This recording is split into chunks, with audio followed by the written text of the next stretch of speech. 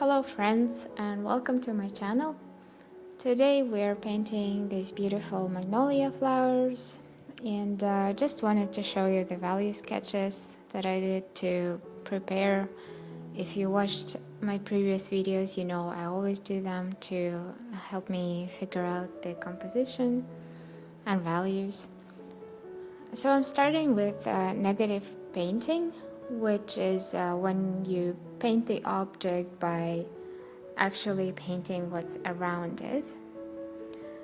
So I'm painting the sky with a mixture of cobalt blue and I believe cerulean, and leaving out the white of the flowers.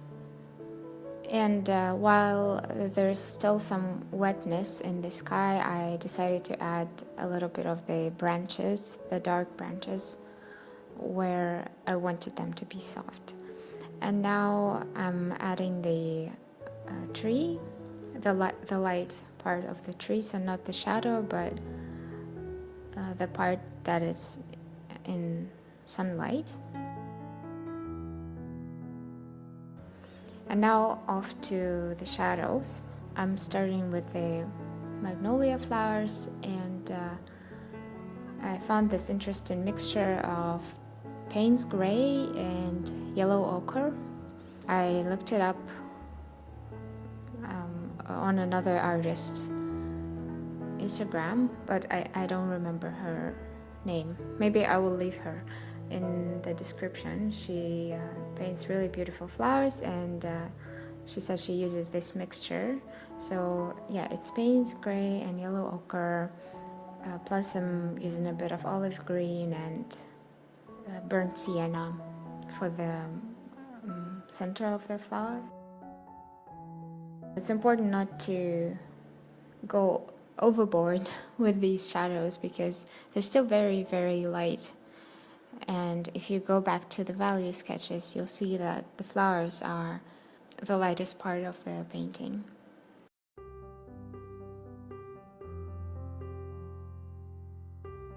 Now moving on to the shadows on the tree. I pre-wet a little bit of the tree as you saw in the beginning, and I did that so the shadows are slightly soft, so the lines are not sharp everywhere. And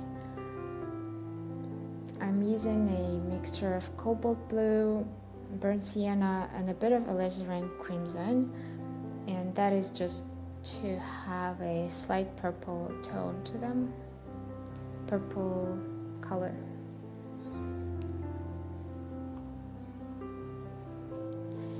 Where I want the softness of the line, I use just a brush with a clear water.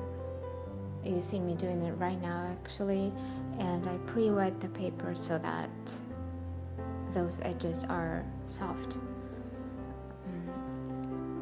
We don't want the hard edges everywhere because the hard edges actually attract our attention, and I tend to use the hard edges in the focal point, in the area of interest, in this case the magnolia, the big flower, and everywhere else you can have some hard edges, but I'm trying to keep it soft mostly.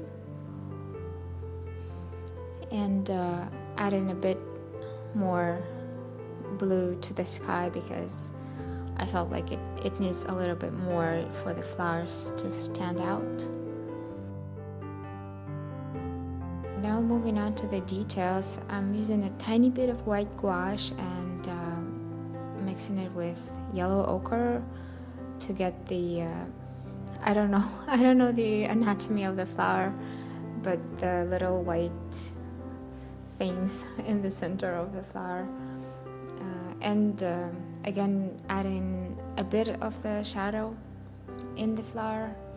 I felt like it needs more to bring out, to show the volume, so I'm using the same mixture of Payne's Gray and Yellow Ochre you can vary that mixture to make it more gray, or when you add more yellow ochre it looks greenish. So I really like that mixture for the flowers.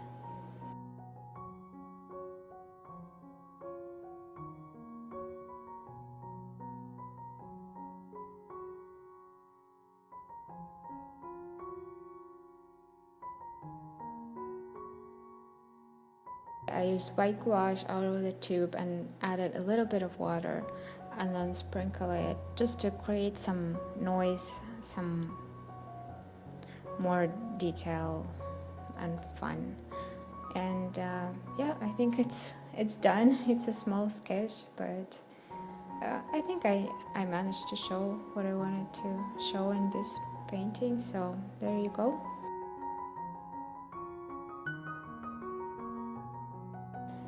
Thank you to everyone who subscribed to my channel recently. I am going to try to post more regularly, but you know, I've had about 4 videos filmed before this one and I just deleted them all because I'm not very experienced in this yet, and nothing works out usually as I wanted to. So hope you enjoyed this video. Leave me a comment down below saying what maybe you would like to see next, and yeah, until next time, bye.